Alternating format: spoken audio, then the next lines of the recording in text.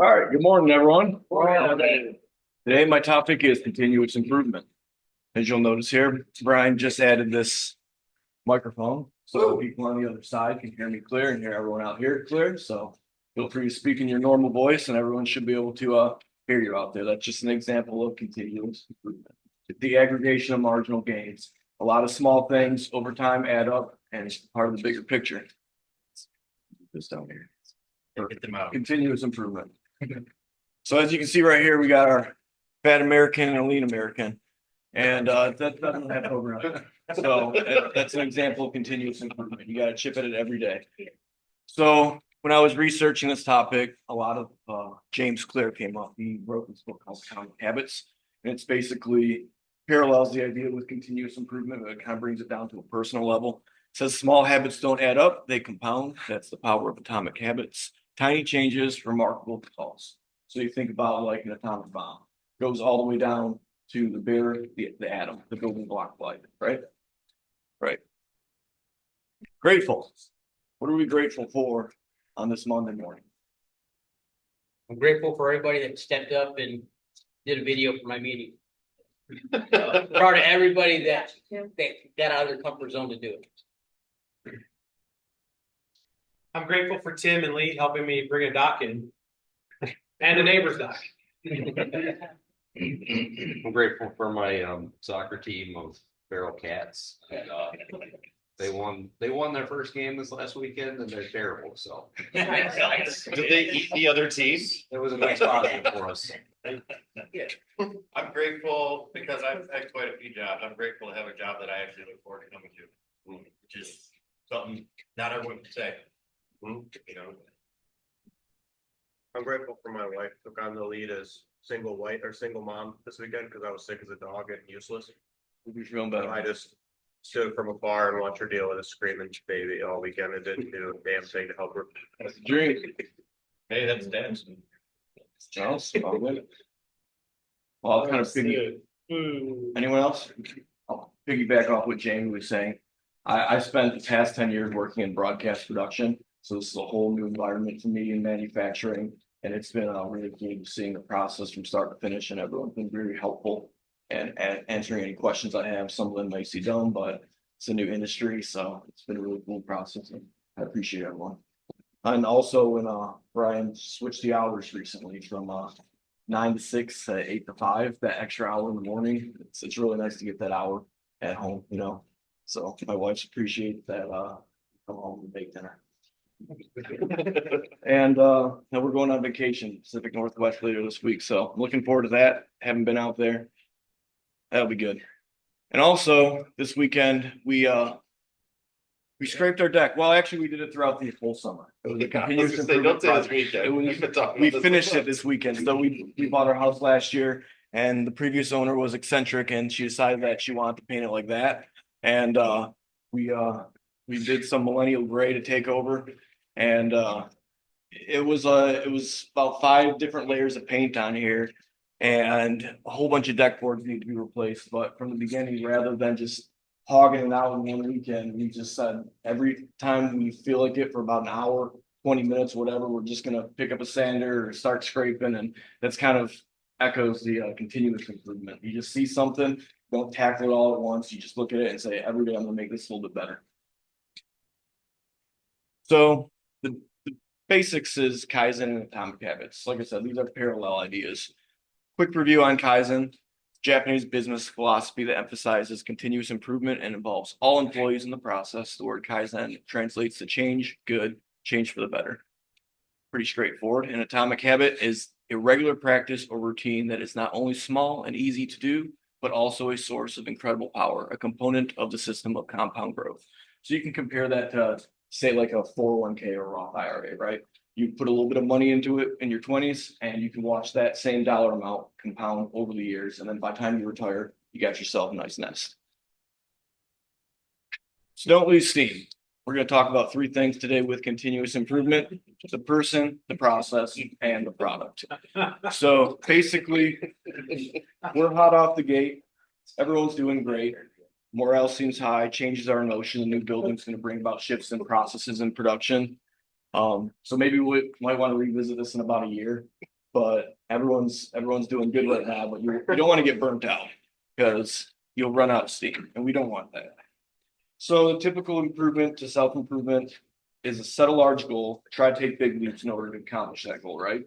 While this might sound good in theory, it often ends in burnout, frustration, and failure. Instead, we should focus on continued improvement by slowly and slightly adjusting our normal daily habits.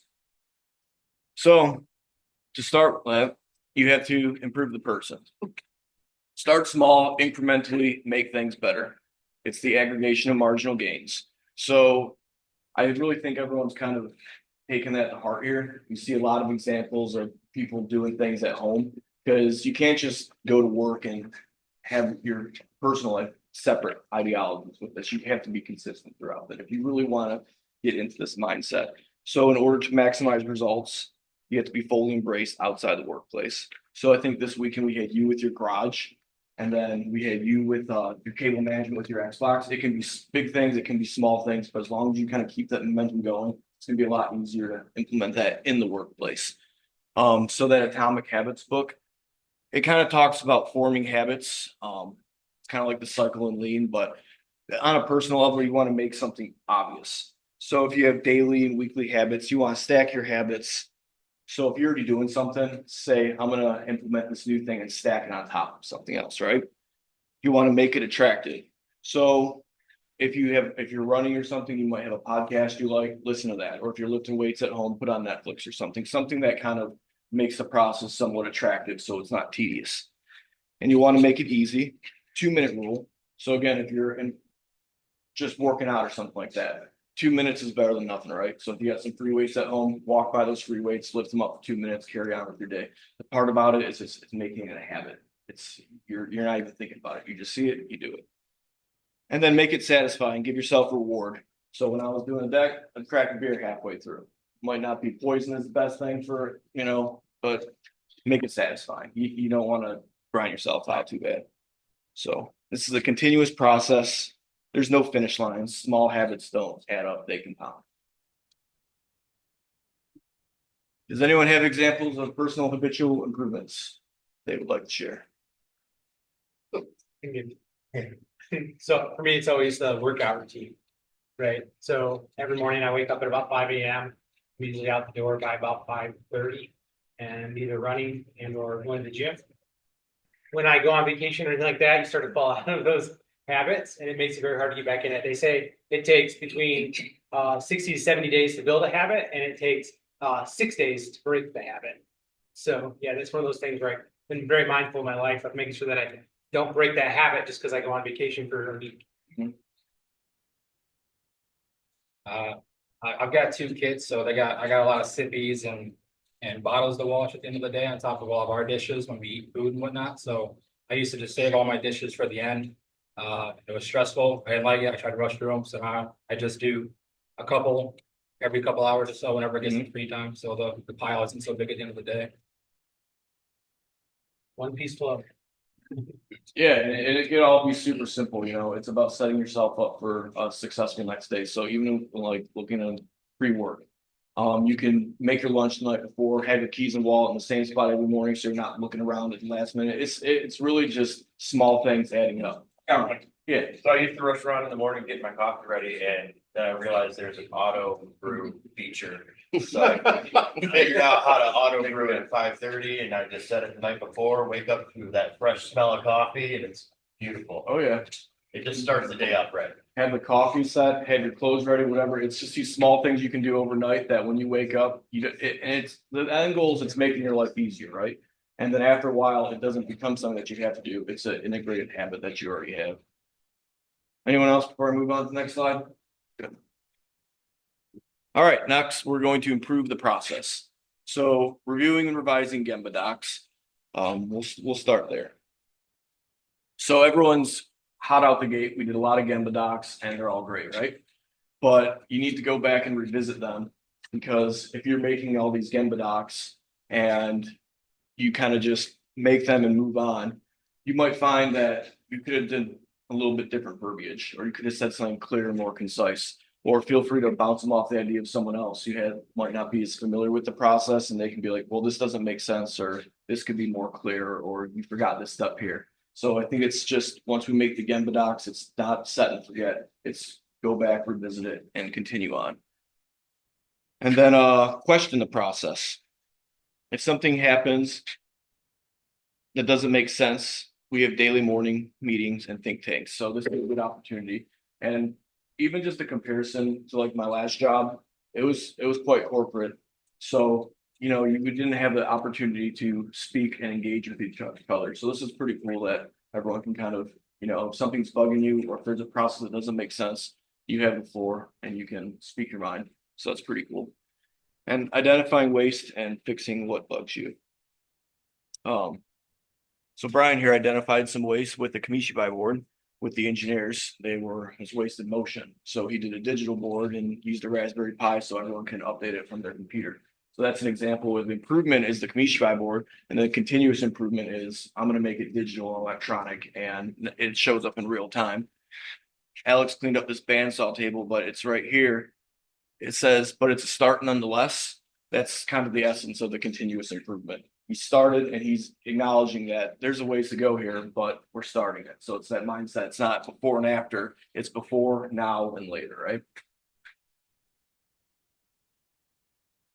Here's some other examples of continuous improvement. I think these are awesome. Ryan made these dividing kits for the roof racks, and it's all about improving the process, right? I mean, imagine if all of our inventory and products were sorted this neatly, and any type of shipping errors or anything like that could be avoided. It makes things easy. It looks like we got Bryce and Casey adding a little Delrin pad strip here to the list Mac. And then I have an example of continuous improvement in customer service. I used to have this like 10-page Word document that I would just copy and paste certain templates when I was responding with common customer questions. And I followed Corey made a Gemba doc on how to make macros. And now I can just choose macros. And you can see there's a long list of these things here. So I can have a template built and then I can revise that template. So instead of me fishing through a document, copying and pasting, this really streamlined and saved times. Another one of my functions in customer service requires me to enter a 22-character password. And sometimes you mess that up and then you have to enter it again. Sometimes you mess it up and have to enter it a third time. Brian got us some stream decks, which are just hotkeys essentially for computers. So, you know, when I get that password, I can just hit one button and it fills in. There's no errors. It's just these small 2-second things. You find those little things and you implement them into your workday. Tim labeling the jig sleeves, that's pretty awesome too. Continuous improvement. It's just kind of looking for those ways around here to keep making things easier and make the process easier. Does anyone have any processes that they can share that they're working on? I got a good one that kind of highlights outside perspective. When we were going through the Gemba docs and we're having an issue with plates and arrows and stuff, we got a hold of the, you know, Tom that created it, and he was like right on it. He's like, yeah, thanks for helping us improve our, you know, from an outside perspective, someone that's using it every day. Found a problem, we let him know, and he's like, cool, thank you for letting me know so we can improve our product. So I thought that was really cool. But it's not always from within, sometimes it's somebody's outside perspective that's using like an SOP or something. You know, like, hey, we can change this and make it better. And I think the important part of that is listening to what they're saying, you know. Absolutely.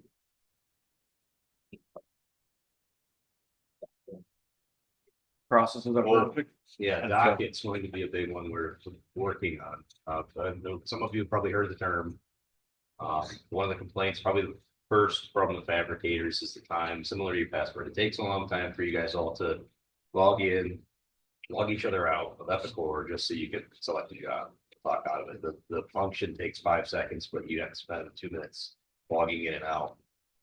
That's just one of the small things that Docket will help us fix, but there's gonna be a lot of other improvements too. But it's gonna be similar to our stream decks, I think, kind of a hotkey that everybody will be able to just quick access this stuff. So it's a slower continuous improvement, but we're working on it right now. Anyone else? This morning meeting, for me, this morning meeting set up. So I added a microphone today I've added cables to it. Joe finished up the board finally to where we have a finished board. For a while, we were running a prototype board. I learned today that I needed some other stuff to get the camera or the HDMI to work. So I'm gonna try to investigate that. So for me, this morning meeting and the technology in that, right? If we go back and think about where I started with Teams and how awful the templates were, and now we've got like super creative and Zoom's working out fantastic for us. So yeah, this is one of my continuous improvement projects. Need a laptop shelf, so it's. We need a computer that just lives with it. Yeah. Yeah, those we're getting there. Hey Joel, are you there? Yeah, Yeah, I would like to say the audio is amazing from my end, so this is really good. confirmed by Kevin. All right, that's awesome. Moving on. Improving the product. So inspecting the product throughout the process. Every time a product touches your hands, you have the opportunity to improve it or identify if it has any defects or needs any revisions or moving to the next step. So, I mean, every time that you have a product in your hand, you need to be looking for defects, you need to be looking for something. Because ultimately, when it ends up in the customer's hands, they're gonna notice it, or it's gonna come back to us and the whole process just starts itself over again. So we don't want to have something that happened in the beginning get missed, and then at the end, customer find that out. Might not be the best example of that picture, but I think you understand a little bit. Think of every company. Looking back at product support and resources, so we have a bunch of new products that have the Gemba docs, and that's awesome. But we have to look back at some of our older products because some of our older products don't have the same resources as the Gemba docs now, right? So there might be some products that exist that don't have any components listed on the product page. So a customer gets a product, they don't know what comes with the product. They don't know what hardware they have. They don't know what components, how many brackets, whatever. So it could just be going back to an existing product, snapping a picture of the hardware that's included, snapping a picture of the components, and that's a continuous improvement. So I just don't want to go out the gate and all this new GX stuff, we're all covered with Gemba docs, but we have this old stuff, and customers do call in quite frequently asking about products and stuff. So it's just about looking at previous products and how we can improve our support there, because ultimately it all boils down to improving the customer experience, right? So we have all these processes in place to make everything easy for us, right? We're building Gemba docs so we can go around the building and do other functions that are on our own. But that all falls short if in the end the customer gets a product and they're confused right out of the gate. They don't know how to install it. They don't know, what is supposed to be in the box if they're missing something. So if we can provide support for that and kind of put our mindset that we're doing into the building when the customer has the product physically in their hands, I think ultimately we're going to have a much better product. And like I said, it boils down to improving the customer experience. This past week, the customer service and sales team did something a little different and called every single customer that placed an order. By show of hands, how many people here have received in the past year a call from a company? Daryl, which company was it? That's a start. Someone bought Toyota stuff from, so you can at least remember something, but it's rare. It's rare. A company doesn't often call somebody. So they're getting the same product in the end, right? It's the same exact product, but it's their perception's different. The positioning's different. So it's just like this. You got your product and you got a call back from, it's water is water, but yeah, it feels a little better, right? So that's kind of the premise there. And it gives us a little bit of grace too, I think, because if we're past the lead time or something's missing, or maybe they're not going to call us and be like, where's my product? Because it's like, we have our things tied up. We called them 2 hours after they placed their order. And it's not just huge orders. It's not $5,000. It can be someone who ordered T-slot nut and bolt pit, and we're giving them a call. It's a pretty cool thing. And I think it can kind of set us apart from the competition. So how can we continue to improve our products? Let's hear some examples that you might think of. So one thing, back in CNC, when I first started here, we had pretty much zero gauging to check anything. Prints, didn't even have blueprints for a lot of stuff I made. So since then we've come out with blueprints. We bought some gauging, we bought some, accuracy checking tech, stuff, you know, some calipers, height stands, mics, so. We've come a long way back there as far as improving the process from. Make a part, does it fit together, it's good, to, hey, let's make a part and actually check it with precision measuring equipment to make sure it's right. In the past, when I bought stuff online, it's like, you know, you're going through the pictures of what you're buying, but then like at the end, they'll have like a picture of all the hardware like lined up, looking pretty. So you know, like you're getting 4 of these bolts, you're getting 6 of these bolts. Just so like when you're on the website, even going through, you can see what's gonna come with it. I don't know if that's something we're doing or something we could implement that might help the customer. It's absolutely something that we can improve because, you know, when I was doing customer service callbacks and stuff, you know, I'm talking with a customer who has the product in their hand, but then all of a sudden they have this huge bolt pack. And now their first job is to figure out what goes with this product and what's just left over. So it's just something as simple as even if we provided a snapshot of what they're gonna use with that product, it's something so that they're not scrubbing through the video and thinking, well, maybe it's this hardware, maybe it's this hardware. Other example? The feedback option on our installation documents through Gemba Docs. That's gonna be So huge. customers can have direct correspondence back to us. And then on top of that, we can immediately make the change, where in the past, they would have to go through like a 6-person process. And then maybe get messed up because you're trying to translate it telephone style through 6 people. To where, you know, the one time that we had an issue with Colin's product and he was able to just right there on a Sunday, log into Gemba Docs, change it, and it was updated. In engineering, narrowing it down to, well, we started with 1-piece flow, but 1-piece flow has since turned into 2-piece flow for us. That's kind of our pace that works with how everything is set up, but that alone has allowed us to slow down and catch. We're slowing down, but we're not slowing down because we're being more tedious with every step and owning every step with every product instead of trying to manage, you know, 3 products at one step and 3 products at another step and 1 product that's almost finished. So it makes it a lot easier to kind of hone in on what you're working on and make sure that every step of that commission by board gets satisfied without missing any details or anything. What else? Any of the improvements that anybody's made currently is improving the product. Mhm. So, you know, Jamie organizing his tools, is giving the customer a better product in the end. Right? It's like what Alex said, you're taking some of the fog out of the equation and having a more clear, direct input under that product. So all those changes that really burden essentially make a better product for the customer. Absolutely. I think what Alex said kind of translates to Fab too. Instead of having like 4 jobs with a specific strike bumper, we have 1. Maybe someone's not as burnt out on it, so they're taking their time and less defects. Well, that's the gist of continuous improvement. So if you noticed the Energizer Bunny, you remember him, keep going and going and going. And that's kind of where we're at with it, is we got to keep going, going, going. It's never ending. Keep at it.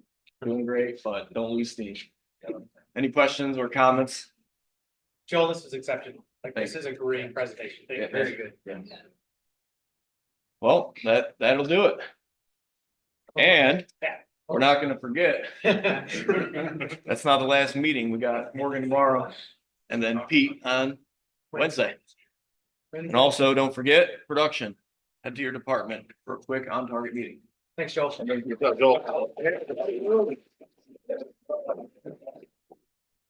That's how you daddy moon a meeting, Joel. Well done.